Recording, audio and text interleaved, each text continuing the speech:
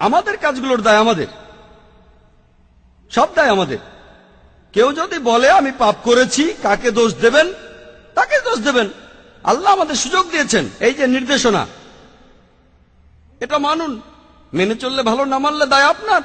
একইভাবে কোনো অমুসলিম, সে যে মুসলিম না, দোষটা কার? আমাদের নবীজি মুহাম্মদ সাল্লাল্লাহু আলাইহি ওয়াসাল্লাম বলেছেন, প্রত্যেক শিশুই দ্বীনুল ফিতর নিয়ে জন্মায়। সবাই জন্মায় মুসলিম হয়ে। মুসলিম মানে যে আল্লাহর কাছে নিজের ইচ্ছাকে সমর্পণ করে। প্রত্যেক শিশুর জন্মের পর তার হার্টবিট আল্লাহর কথা বলে, তার শ্বাস প্রশ্বাস আল্লাহর কথা বলে, তার চিন্তা ভাবনাও আল্লাহর কথা বলে। পরবর্তীতে যেটা হয়, তাকে প্রভাবিত করে তার গুরুজনেরা, তার বাবা মা। তখন সে মূর্তি পূজা শুরু করে, সে আগুনের পূজা শুরু করে, তারপর সে অমুসলিম হয়ে যায়। তাই যখন কোনো অমুসলিম ইসলাম গ্রহণ করে, সঠিক শব্দটা কনভার্ট না, এটা হচ্ছে রিভার্ট। প্রত্যেক মানুষ জন্মায় মুসলিম হয়ে, ভুল পথে যাওয়ার পরে সে ফিরে আসে, তাই সঠিক শব্দটা হলো রিভার্ট। তাহলে আপনারা অমুসলিম বন্ধুকে বলেন, এই যে এই নাও কোরআন, এটা মানো, তোমার সামনে তো মুসলিম হওয়ার সুযোগ আছে। তাকে বোঝান, কোরআন পড়েন, মেনে চলেন। যদি বুঝতে অসুবিধা হয় আমাকে জিজ্ঞেস করেন। আমাকে জিজ্ঞেস করতে না পারলে IRF এ এসে জিজ্ঞেস করেন, তারা সাহায্য করবে। এই কোরআনটা নেন। আপনি এমন কথা কোনো অমুসলিমকে বলতে পারবেন না যে মুসলিম হতে পারবে না, ঠিক? সে তখন আপনাকে বলতে পারে, আপনি বাইবেল পড়েন আর বেদ পড়েন, আপনি খ্রিস্টান বা হিন্দু হয়ে যাবেন। আমার ভিডিও ক্যাসেট দেখে তর্ক করতে পারেন। দুই দিকে, এটা two way traffic, one way না। আমরাও তাদের একই কথা বলবো, এই যে বাইবেল এটা পড়ে না, তারপর দেখেন আমি আপনাদের চাইতে বেশি খ্রিস্টান, ঠিক না ভুল? তাহলে two way traffic, one way না। এখানে সবার জন্য সমান সুযোগ। ওয়ান ওয়ে ট্রাফিক ঠিক না। আমরা সবাইকে সমান সুযোগ দেব। আল্লাহ আমাদের ব্রেন দিয়েছেন, আমাদের বুদ্ধি দিয়েছেন। আমরা মানুষরা যে অনেক উন্নত, কারণটা এই না যে আমরা অনেক হ্যান্ডসাম। আমাদের ব্রেনটা ব্যবহার করতে হবে সত্যের পথে আসার জন্য। আপনারা অমুসলিম বন্ধুকে বলেন, হ্যাঁ আল্লাহ আমাদের সবাইকেই সুযোগ দিয়েছেন, আমরা বেছে নিতে পারবো। তবে আল্লাহ আগে থেকেই যে এই লোক কোরআন পড়ার পরে মুসলিম হবে কিনা, প্রথম জন, দ্বিতীয় জন, এখন আল্লাহ জানেন প্রথম জন মুসলিম হবে, দ্বিতীয় জন হবে না। আমি বা আপনি জানি না, আমি শুধু উদাহরণ দিলাম। আমি আসলে জানি না প্রথম লোকটা মুসলিম হবে নাকি দ্বিতীয় লোকটা, দুজনে হবে নাকি কেউ হবে না। আমি শুধু উদাহরণ দিলাম। যদি মুসলিম হয় সেটা তার তকদিরে হবে। সে কোরআন পেয়েছে, তারপর পড়েছে, হয় সেটা মেনেছে নয়তো মানেনি। কোরআন বলছে যে কিয়ামতের দিন যারা এই সত্য ধর্মকে ত্যাগ করেছে, তাদের কেউ কথা বলবে না, ও আল্লাহ আপনি অবিচার করছেন। তারা শুধু বলবে আমাদের মাফ করুন। আল্লাহ বলবেন দেরি হয়ে গেছে, দেরি করেছ। আল্লাহ তাআলা বলেছেন যেসব লোকজনকে দোজখে পাঠানো হবে, তারা কেউ বলবে না যে আল্লাহ তাআলা অবিচার করছেন। সবকিছু একেবারে তাদের সামনেই থাকবে। এখন আমরা ভিডিওতে আগের জিনিস দেখতে পারি, আল্লাহ কিভাবে করবেন সেটা জানি না। আল্লাহ বলেছেন তোমাদের শরীর তোমাদের বিরুদ্ধে সাক্ষ্য দেবে, তোমাদের চোখ তোমাদের বিরুদ্ধে সাক্ষ্য দেবে। তাই সেখানে অন্য কারো প্রয়োজন নেই। আপনি নিজেই বুঝতে পারবেন আপনার ভুলগুলো কি কি ছিল। যখন আল্লাহর কাছে বলবেন আমাকে মাফ করেন, আল্লাহ বলবেন দেরি হয়ে গেছে। সুযোগটা পাচ্ছেন এই পৃথিবীতে, এত ভুল করার পরও আল্লাহ আপনাকে সুযোগ দিচ্ছেন। ভুল করছেন, আবার সুযোগ দিচ্ছে আল্লাহ। এই জীবনের পরে পরকালে হিসাব কিতাব, শেষ বিচারের দিন আপনার কাজের উপর নির্ভর করে আপনার বিচার করা হবে। কাজের উপর নির্ভর করে আপনি যাবেন বেহেশত বা দোজখে। আশা করি উত্তরটা পেয়েছেন। আসসালামু আলাইকুম। অনেক অমুসলিম আমাকে প্রশ্ন করে যে ইসলাম ধর্ম কেন নারীদের উপর অত্যাচার করে। আমি জানি কথাটা সত্যি না, ইসলাম নারীদের অত্যাচার করে না। প্রশ্নটা আসলে মহিলাদের চাকরি করা নিয়ে। মুসলিম মহিলারা সাধারণত বাসাতেই থাকে। আপনি গত লেকচারে বলেছিলেন, আমি আপনার কিছু লেকচার শুনেছি, সবগুলো শুনিনি, বেশ কয়েকটা। আপনি বলেছিলেন যে মহিলারা মসজিদে যেতে পারবে, তবে ইন্ডিয়ার পাকিস্তানে মহিলারা মসজিদে নামাজ পড়তে পারে না। এর কারণ হলো মানুষের বানানো আইন, আল্লাহর আইন না। এখন মহিলারা স্বাবলম্বী হতে চাইলে ইসলাম ধর্ম এ ব্যাপারে কি বলে, যদি ভদ্রতা বজায় রাখে? ভাই প্রশ্ন করলেন আর বললেন ইসলামের বিরুদ্ধে অভিযোগ আছে যে ইসলাম নারীদের অত্যাচার করে। বিস্তারিত জানতে আমার ভিডিও ক্যাসেট দেখুন, উইমেন্স রাইট ইন ইসলাম। তবে এখানে আপনার প্রশ্নতে আসি যে তারা কাজ করতে কি পারবে, আর মহিলারা তাদের চাকরির ক্যারিয়ার তৈরি করতে পারবে কিনা। মহিলারা কাজ করতে পারবে, 1 নম্বর পয়েন্ট। মহিলারা কাজ করবে এটা কিন্তু আবশ্যিক না। যেমন একজন পুরুষকে উপার্জন করতেই হবে। ইসলাম ধর্মে একজন মহিলার বিয়ে হওয়ার আগে তার দায়িত্ব হলো তার বাবার, তার ভাইয়ের, আর মহিলার বিয়ের পরে দায়িত্ব হয়ে যায় তার স্বামীর এবং ছেলেদের। তারা এই মহিলার থাকা খাওয়া সহ যাবতীয় খরচের ভার নেবেন। তাহলে ইসলাম অনুযায়ী অর্থনৈতিক সমস্যার সমাধানের দায়িত্ব হচ্ছে পুরুষের। মহিলাদের কাজ করতে হবে না, তবে নিজের ইচ্ছায় কাজ করতে চাইলে করতে পারে। কিন্তু যদি সে বলে আমি কাজ করতে চাই না, স্বামী জোর করতে পারবে না।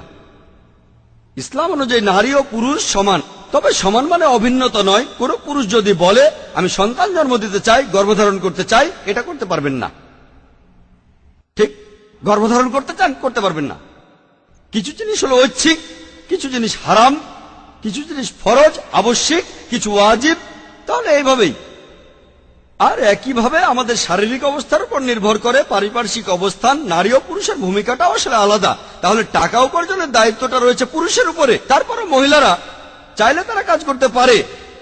যদি পরিস্থিতি এমন না হয়, তারপরও সে কাজ করতে চায় অথবা অন্য যে কোনো কারণে কাজ করতে চায়, সে করতে পারে। তবে সেই কাজটা হতে হবে ইসলামিক শরিয়া অনুযায়ী। ভদ্রতা বজায় রেখে তারা হিজাব পরবে। তারপর পুরুষ আর মহিলারা থাকবে আলাদা। নারী পুরুষ একসঙ্গে কাজ করবে না, নারী আর পুরুষ কাজ করবে আলাদা জায়গায়। যেমন ধরেন কোন একজন পুরুষ বসের পিএ হলো মহিলা। বস আছে একটা বন্ধ ঘরে, সেই ঘরে বস বলছে আর সেক্রেটারি টাইপ করছে। আমাদের নবীজি বলেছেন কোন মহিলা আর পুরুষ, নামেহরাম পুরুষ আর মহিলা কোন রুমে একা থাকলে তৃতীয় জন হলো শয়তান। এ ধরনের অবস্থা হলে কি ঘটতে পারে সেটা সম্পর্কে আপনারা ভালো জানেন। হয়তো বস পিএ কে বলবে তুমি আর কিছুক্ষণ থাকো, আরো কাজ আছে, তখন কি ঘটবে আপনারা জানেন। আমি বলতে চাই না। তাহলে এটাই তো স্বাভাবিক। একসাথে সেই রুমে থাকলে একবার, দুইবার, তিনবার পিএ কে সুন্দরীও হতে হয়। সেজন্য ইসলাম বলে কাজের জায়গা আলাদা, নারীদের জন্য আলাদা জায়গা থাকবে। আর মহিলারা কাজ করলে তারা হিজাব পরবে, এটাই স্বাভাবিক। কাজের আলাদা জায়গা মানে পুরুষের জন্য আলাদা জায়গা, মহিলাদের জন্য আলাদা জায়গা। এমন না যে তারা কথা বলবে না, প্রয়োজন হলে তারা কথা বলবে, তবে কোনো বন্ধ রুমে না। তারা কথা বলবে, এমন না যে বলবে না, তবে প্রয়োজন হলে। বিনা কারণে তারা নিজেদের মধ্যে গল্পগুজব করবে না যে ওই সিনেমাটা দেখেছো, ওই সিনেমাটা দেখেছো, কেমন লেগেছে ইত্যাদি। আর অপ্রয়োজনীয় গল্প করবে না, পরে কি হয় সেটা তো জানেনি। তাহলে ইসলামে মহিলারা কাজ করতে পারে, তবে সেটা হতে হবে ইসলামিক শরিয়ার নিয়মগুলো মেনে। তারা মাটির কাজ করতে পারে, কাপড় বুনতে পারে, উল বুনতে পারে, হতে পারে গাইনোকোলজিস্ট, তারা হতে পারে টিচার, তারা ব্যবসাও করতে পারে। কেননা আমার বোনেরা মাশাআল্লাহ তারা দুজনে ব্যবসা করছে। আমার এক বোন তো ফ্যাক্টরি চালাচ্ছে। মহিলাদের জন্য আলাদা জায়গা, পুরুষদের জন্য আলাদা জায়গা। সে দেখে মহিলাদের, তার স্বামী দেখে পুরুষদের। সমস্যা কোথায়? MD, managing director. আরেক বোন করছে এক্সপোর্ট, সমস্যা নেই। তবে এইসব তারা করছে ইসলামিক শরিয়া মেনে, সমস্যা নেই। তবে তারা করতে না চাইলে কাজ করবে না। তারা নাচতে পারবে না, মডেলিং করতে পারবে না। একইভাবে পুরুষরাও অনেক কাজ করতে পারবে না। পুরুষরা মদের দোকানে কাজ করবে না। মহিলাদের জন্য যে নিয়ম, তার অনেকগুলো পুরুষদের জন্যও খাটে। কিছু জিনিস আছে মহিলাদের জন্য হারাম, কিছু পুরুষদের জন্য হারাম, কিছু উভয়ের জন্য হারাম। যেমন মদের দোকানে কাজ করা নারী পুরুষ দুজনের জন্য হারাম, জুয়ার আসরে কাজ করাও হারাম। তাহলে এগুলো আলাদা জিনিস নয়। মহিলারা ক্যারিয়ার করতে পারে, কেন না? অবশ্যই সে ক্যারিয়ার করতে পারে, তবে সে ক্যারিয়ারটা ইসলামের যে শরিয়াত তার বাইরে যাবে না। এর পেছনে কারণটা হলো তাদের প্রধান দায়িত্ব। তারা যেহেতু মহিলা, প্রধান দায়িত্ব মা হিসেবে, প্রধান দায়িত্ব স্ত্রী হিসেবে। কিন্তু যদি সেই মহিলা চাকরি করে মা বা স্ত্রীর দায়িত্ব ছেড়ে দেয়, সে হয়তো হবে খুব ভালো গাইনোকোলজিস্ট, কিন্তু পরিবারকে অবহেলা করলো।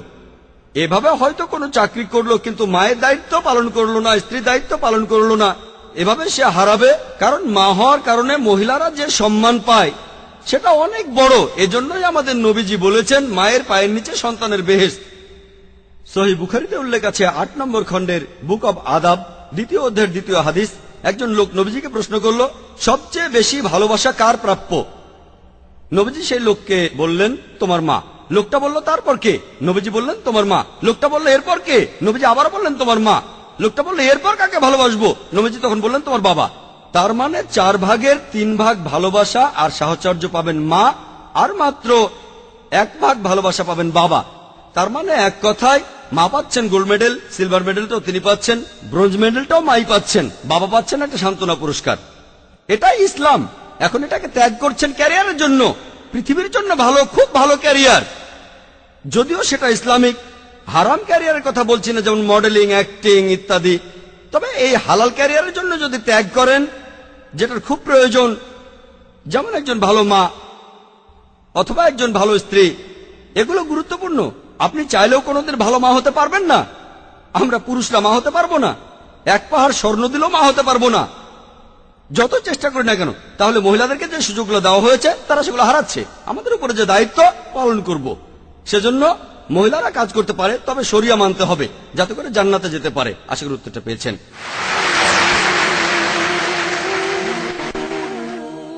আমি একজন হিন্দু। আমরা ভিন্ন ভিন্ন উপায়ে স্রষ্টার উপাসনা করি। আমরা তো হিন্দু, এখন আমাদের উপাসনা করার নিয়মটাও আলাদা। এটা নিয়ে আমরা কোনো চিন্তা করি না যে আপনারা কোন নিয়ম মেনে উপাসনা করেন। এটা নিয়ে আমাদের মধ্যে কোনো বিরোধ নেই। যদি কেউ মন থেকে করে তাহলে তাতে কোনো সমস্যা নেই। এখন আমাদের হিন্দু ধর্মের দর্শনটা এরকমই বলছে, যে কোনো মানুষই এটা পারবে। আর আপনি বললেন যে মোহাম্মদ নবী, তার উপরে কেউ যেতে পারবে না আপনার হিসাবে। কিন্তু আমাদের দর্শন বলছে যে কোনো মানুষই সেই ধরনের স্তরে পৌঁছাতে পারে। আপনার কি মনে হয়, আপনি ওই স্তরে যেতে পারবেন? ভাই প্রশ্ন করলেন আর বললেন যে আপনি হিন্দু, আপনাদের উপাসনা ধারণাটা আলাদা, আর বললেন কোন পদ্ধতিতে আপনার আপত্তি নেই যদি মন থেকে করা হয়। মন থেকে করলে কোনো সমস্যা নেই। মন থেকে করলেও ঠিক করতে হবে। মন থেকে যদি চুরি করি আপনার কি তাতে কোনো সমস্যা নেই? মন থেকে করেন তবে ঠিক কাজটা করেন। হ্যাঁ, কি করছেন সেটাই আগে ভাবেন। কি করছেন আপনি? পূজা করছেন, কার পূজা সেটাই গুরুত্বপূর্ণ। কেন করছেন, কাকে করছেন, কিভাবে করছেন, বুঝতে পারছেন আমার কথা? মন দিয়ে করেন তবে ঠিক কাজটা করেন। মন থেকে করাটা গুরুত্বপূর্ণ, অবশ্যই গুরুত্বপূর্ণ, তবে তার সাথে কাকে পূজা করছি, কেন করছি সেটাও গুরুত্বপূর্ণ। যদি বলি মন দিয়ে চোরের পূজা করব, আপনি মানবেন? মন দিয়ে পূজা করব রাবণের বা চোরের, মানবেন সেটা? বলবেন আমি রাক্ষসের পূজা করি। হ্যাঁ, এটা তো ঠিক না। আপনি কি এটা মানবেন? মানবেন, তবে তাদের নিচে রাখবেন, বলবেন তারা নিচে, উপরে না। আমি চাই সবাই যেন উপরে থাকে। আপনি কি উপরে রাখতে চান না নিচে? উপরে, মাশাআল্লাহ। আমিও চাই সবাই উপরে থাকুক। হ্যাঁ, সেজন্য বলি মন দিয়ে করেন কিন্তু ঠিক কাজটা করেন। একটা ভালো কাজ দুটো তরিকায় হতে পারে, দুটো আলাদা পদ্ধতিতে করা যায়। যদি দুটোই ঠিক হয় আমরাও মেনে নেব। এবার আপনার প্রশ্নে আসি, যে আমি এই কথাটা আগেও বলেছি, নবীজি মোহাম্মদ সবার উপরে। উপরে মানে আল্লাহ তাআলার পরে। এটাই বলেছি যে আল্লাহ তাআলার পরে তিনি এক নম্বর। এটা হলো নির্দেশ মানার ক্ষেত্রে। তারপর সাহাবীগণ, নবীজির সহচরেরা। আপনি প্রশ্ন করলেন যে আপনাদের দর্শন অনুযায়ী একটা মানুষ যে কোনো স্তরে পৌঁছতে পারে। বললেন আমি কি নবী মোহাম্মদের স্তরে পৌঁছতে পারবো? কখনো না। সেই স্তরে পৌঁছানোর চেষ্টা করতে পারি, আমি চেষ্টা করব, কখনোই পৌঁছতে পারবো না।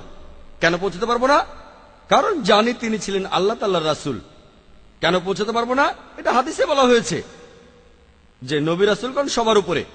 যদি আমি আল্লাহকে বিশ্বাস করি, যদি কোরআনে বিশ্বাস করি, যদি বিশ্বাস করি যে নবীজির নির্দেশগুলো মানতে হবে, হাদিস আর কোরআন থেকে আমরা জানতে পারি যে মানুষের মধ্যে সবচেয়ে উপরের স্তরে হলেন নবী রাসূলগণ।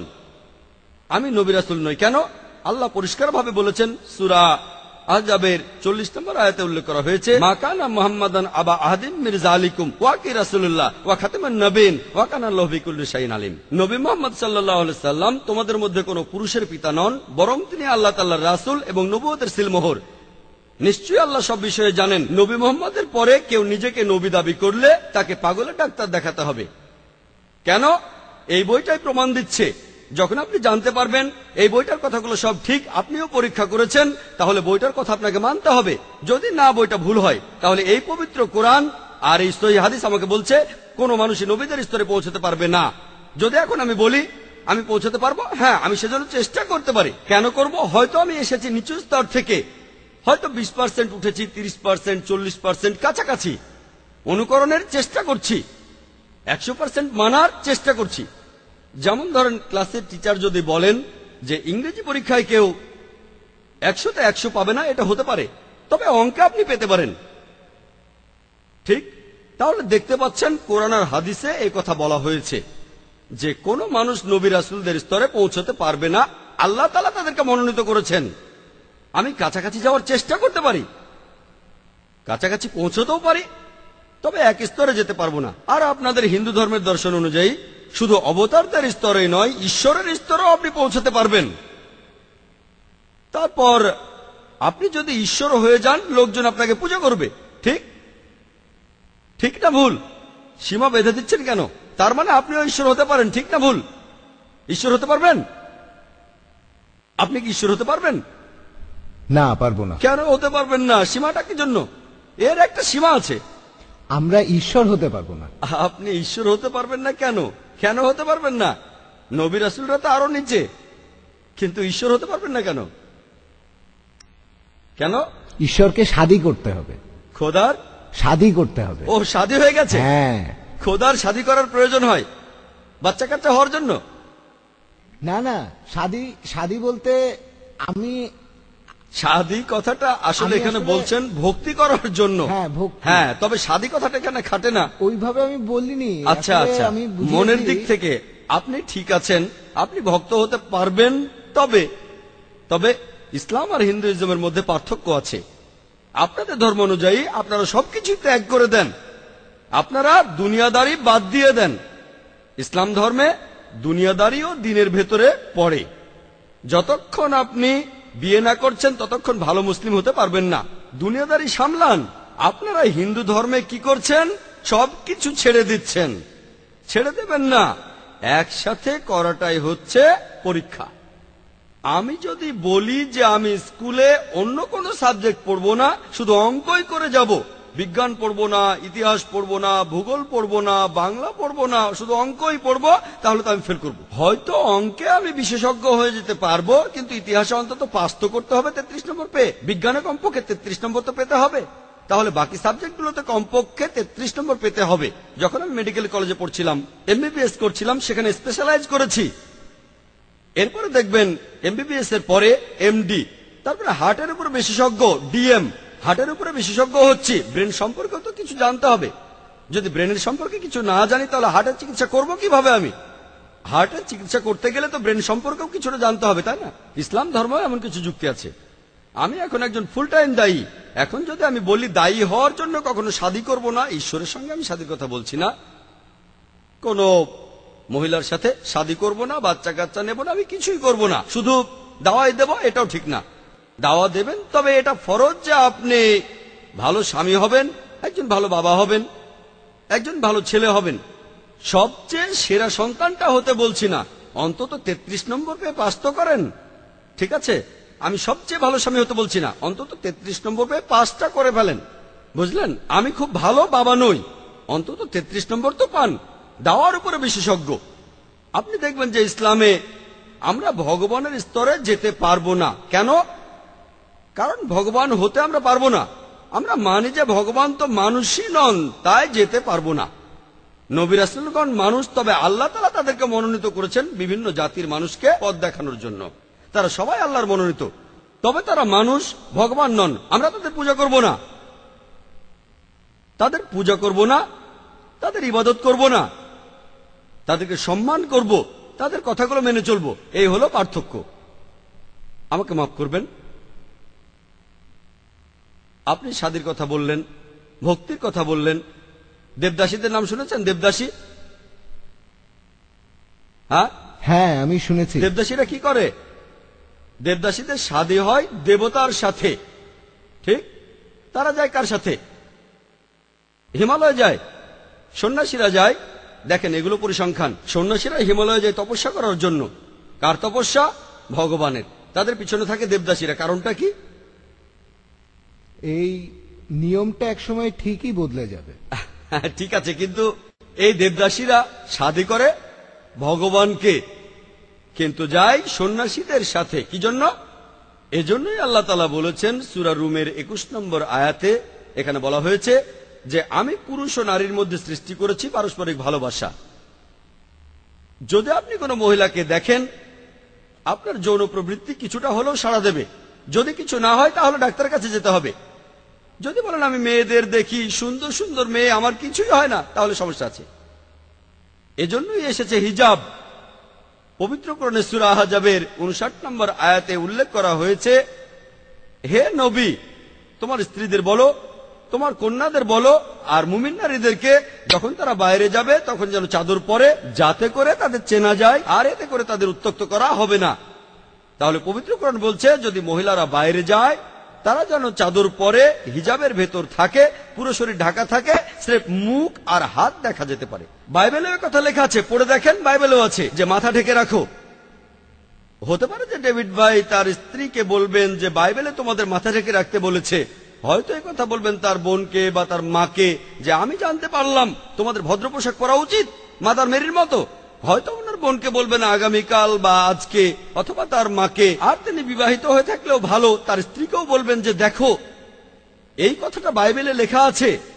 ভদ্রতা বেদেও একই কথা আছে। বেদ পড়েছেন ভাই? ঋগ্বেদে আছে ব্রহ্মা তোমাদের সৃষ্টি করেছেন নারী হিসেবে, অতএব দৃষ্টি নিচু করো আর মাথা ঢেকে রাখো, মাথায় কাপড় দাও। আপনাদের বেদে লেখা আছে।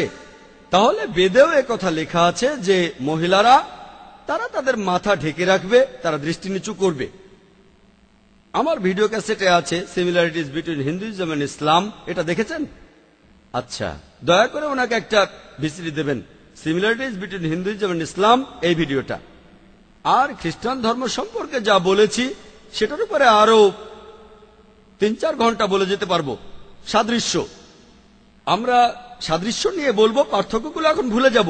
দেখেন ভাই, আপনারা দুজনেই পবিত্র কোরআনে সূরা ইমরানের 64 নম্বর আয়াতে বলা হয়েছে তাআলা ইলা কালিমাতিন সাওয়াইম বাইনানা ওয়া বাইনাকুম, এসো সেই কথাই যাহা আমাদের ও তোমাদের মধ্যে এক। দেখেন, কোনো তর্ক করছি না। বাইবেল আল্লাহর বাণী, কোরআন আল্লাহর বাণী। আপাতত এই প্রসঙ্গটা বাদ দেই। বেদ আল্লাহর বাণী কিনা সেটা পরে হবে। আপনি মানেন সেটা আল্লাহর বাণী, ভালো। আপনি মানেন বাইবেল আল্লাহর বাণী, ভালো। আমি মানি কোরআন আল্লাহর বাণী। যেগুলো কমন আসেন সেগুলো আমরা মেনে চলি, সহজ। যেগুলো আলাদা সেগুলো নিয়ে পরে কথা বলবো। যেটা কমন সেটা দেখেন। বাইবেল বলছে ঈশ্বর একজন, বেদ বলছে ঈশ্বর একজন, কোরআন বলছে ঈশ্বর একজন। তাহলে ঈশ্বর একজন। বাইবেল বলছে মূর্তি পূজা করো না, বেদ বলছে মূর্তি পূজা করো না, কোরআন বলছে মূর্তি পূজা করো না, সেজন্য আমরা মূর্তি পূজা করি না। বাইবেল বলছে নবী মোহাম্মদ সাল্লাল্লাহু আলাইহি ওয়াসাল্লাম আসবেন, বেদ বলছে মোহাম্মদ সাল্লাল্লাহু আলাইহি ওয়াসাল্লাম আসবেন, কোরআন বলছে মোহাম্মদ সাল্লাল্লাহু আলাইহি ওয়াসাল্লাম হলেন শেষ নবী। আমরা শেষ নবীকে মানি। বাইবেল বলছে যে মহিলারা ভদ্রতার সাথে পোশাক পরবে, তাদের মাথা ঢাকবে। বেদে কথা বলছে, কোরআনে কথা বলছে মহিলারা ভদ্রভাবে থাকবে। বাইবেল বলছে মদ খেও না, বেদ বলছে মদ খেও না, কোরআন বলছে মদ খেও না, আমরা মদ খাবো না। বাইবেল বলছে শুকর খেও না, মনুস্মৃতিতে লেখা আছে শুকরের মাংস খেও না, শুকরের মাংস খাবো না। তাহলে আসেন যেগুলো কমন অন্তত সেগুলো মেনে চলি, পার্থক্যগুলো নিয়ে পরে কথা বলবো। আমাদের মধ্যে যেগুলো কমন অন্তত সেগুলো মেনে চলেন মন থেকে, মন থেকে, ঠিক আছে? এখন কোনো বোন কি প্রশ্ন করবেন? একবার এক খ্রিস্টানের সাথে আমার কোরআন, বাইবেল ও বিজ্ঞান নিয়ে কথা হচ্ছিল যে সে আমাকে বলল যে খ্রিস্টানেরা আদি পাপে বিশ্বাস করে, আর বাইবেলেও নাকি লেখা আছে কেউ যদি খারাপ কাজ করে তার 7 বংশ এই ভার বহন করে। আর এই ধরনের কিছু রোগ যেমন ডায়াবেটিস, এইগুলো বংশগত রোগ। এতেই নাকি আদি পাপের সত্যতা প্রমাণিত হয়। এর উত্তরে কি বলবো? বোন, আপনি বললেন যে একজন খ্রিস্টান আপনাকে যুক্তি দিয়ে বলেছে যে পবিত্র বাইবেলে নাকি লেখা আছে কেউ যদি কোনো পাপ করে তাহলে তার 7 বংশ সেই পাপের ভার বহন করবে। আর এখন আমরা জানি যে ডায়াবেটিস হলো একটি বংশগত রোগ। হয়তো তাদের পূর্বপুরুষদের মধ্যে কেউ কোনো পাপ করেছিল, সেজন্য তারা এই শাস্তি পাচ্ছে।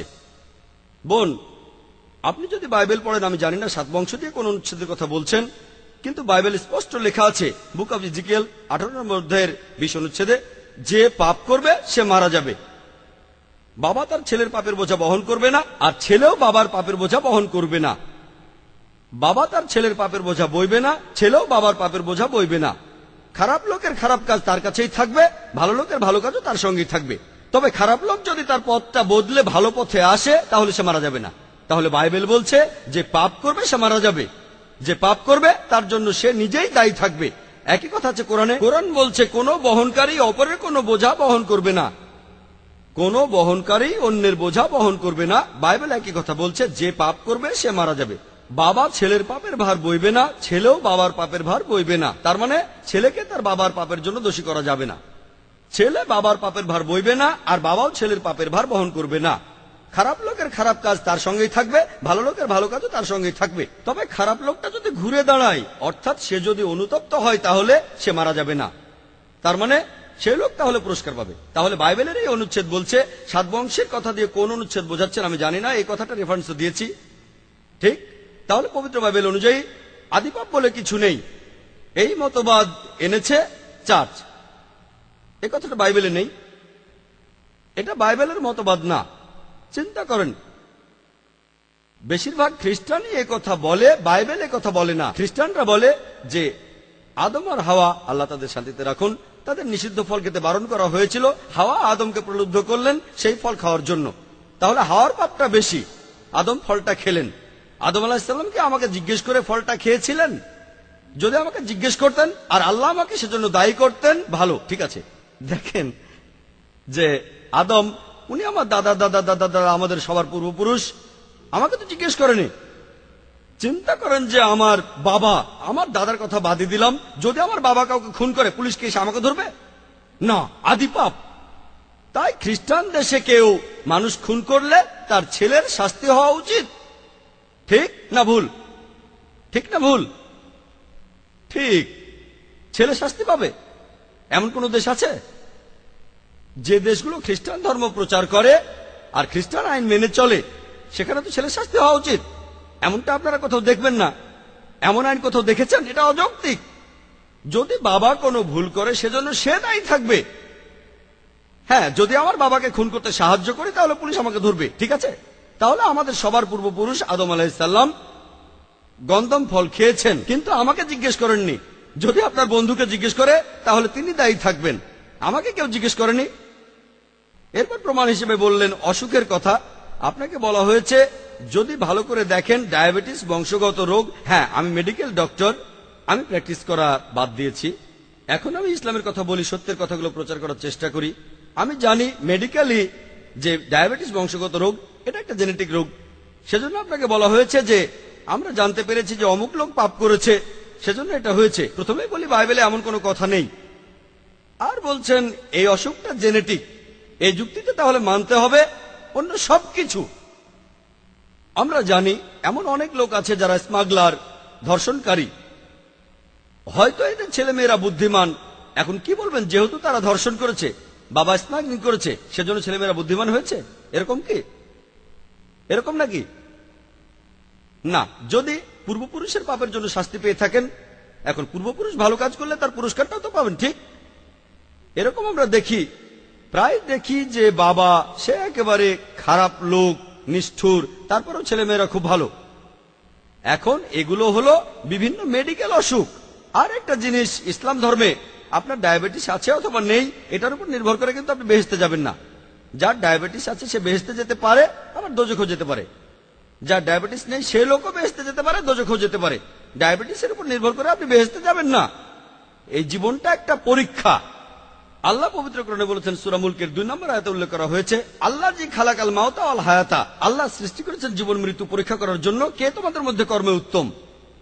তাহলে এটা একটা পরীক্ষা, আল্লাহ পরীক্ষা করছেন। আর কোরআনে উল্লেখ আছে আমি কাউকে পরীক্ষা করি ভয় দিয়ে, কাউকে ক্ষুধা দিয়ে, কাউকে জীবনের ভয় দেখিয়ে, কাউকে অসুখ দিয়ে, কাউকে সম্পদ দিয়ে। আল্লাহ পবিত্র কোরআনে বলেছেন এটা একটা পরীক্ষা। এই পরীক্ষা হতে পারে জেনেটিক দিয়ে, জেনেটিক ছাড়া। এইডস, একটা রিসার্চ কথা বলছে যে সমকামিতা জেনেটিক। এখন সমকামিতা জেনেটিক হলে কাকে দোষ দেব? ঈশ্বরকে, আমাদের না। সমকামিতা তো একটা পাপ। পরবর্তীতে জানা গেল যে এই রিসার্চটা হচ্ছে ভুয়া, আর যে লোকটা এই মতবাদটা এনেছিল সে নিজেই একজন সমকামী। এখন সমকামিতা হলো পাপ, ডায়াবেটিস তো পাপ না। তাই সমকামিতা যদি জেনেটিক হয় তাহলে সমস্যা হবে, ঠিক? কারণ সমকামিতা হলো পাপ, ডায়াবেটিস তো কোনো পাপ না। মিথ্যা কথা বলা জেনেটিক না। যদি প্রমাণিত হয় চুরি করা জেনেটিক, তাহলে আমার জিনের মাধ্যমে এসেছে, কাকে দোষ দেব? আমার বাবাকে। কোনো পাপই বংশগত নয়। অসুখ তো কোনো পাপ না। অসুখ হলো এক ধরনের পরীক্ষা। আল্লাহ আমাদের পরীক্ষা করছেন, ঈশ্বর পরীক্ষা করছেন যে তোমাদের অসুখ দিয়েছি, এখন কি তোমরা আল্লাহকে বিশ্বাস করো? নাকি ডায়াবেটিস কেন হলো, আল্লাহ কেন দিলেন, এসবের মানে হয় না, এইসব বলো তোমরা। আল্লাহ আমাদের পরীক্ষা করছেন, কঠিন অবস্থায় ফেলে পুরস্কার দিয়ে, শাস্তি দিয়ে পরীক্ষা করছেন। এই পরীক্ষার উপর নির্ভর করে আল্লাহ নম্বর দিচ্ছেন। আর রোজ কিয়ামতের দিনে তিনি মালিক ইয়াউমিদ্দিন, তিনি কর্মফল দিবসের মালিক। পরীক্ষার উপর নির্ভর করে পাশ করলে বেহেশত, ফেল করলে দোজখ। আশা করি উত্তরটা পেয়েছেন। মুসলিম কি আছে যারা বিশ্বাস করে যে পবিত্র কোরআন এবং বাইবেল এই দুইটাই আল্লাহর বাণী। আর আপনার মতে এমনটা কি করা সম্ভব যে আমরা কোরআন মানব আর বাইবেলও মানব?